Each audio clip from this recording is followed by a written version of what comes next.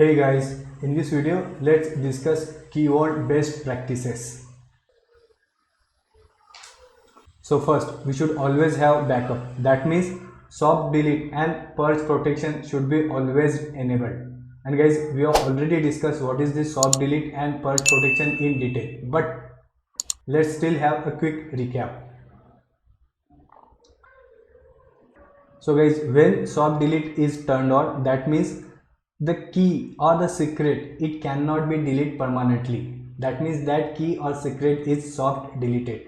That means that soft deleted key or secret is always available for recovery. And then when purge protection is on, that means that soft deleted key or secret cannot be permanently deleted for a certain period. So let's say this period is 90 days. That means that soft deleted key or secret cannot be permanently deleted for 90 days. And guys, this is really important. So soft delete and purge protection should be always enabled.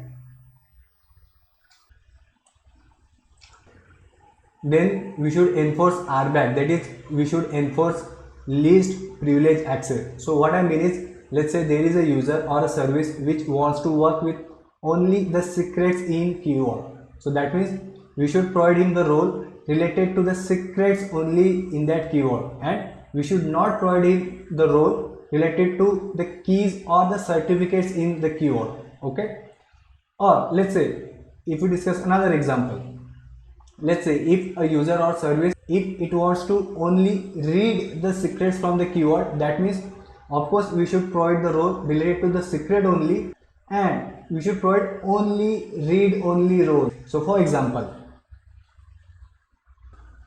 so guys, we are in keyword and we are under access control. So let's say we want to provide a particular role to the user. So we can go to this add role assignment.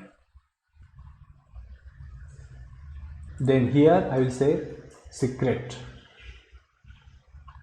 And guys, can you see this keyword secret user? So that means if the user has this role, then that user can only read the secrets only from the keyword.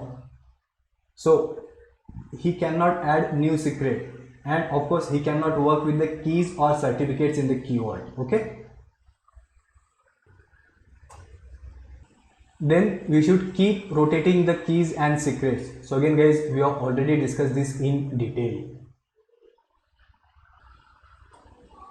Then if access from public internet is not needed, then we should restrict the access to that keyword from that VNet only. So I guess this is self-explanatory. So basically we are making sure that we can connect to that keyword only from that virtual network and not from public internet. And finally, as far as possible, we should use Azure Defender for keyword. So guys, in simple words, what is this Azure Defender? So guys, Defender, it detects unusual and potentially harmful attempts to access or exploit keyword accounts. So basically, in simple words, Defender protects our keyword. So that's it guys.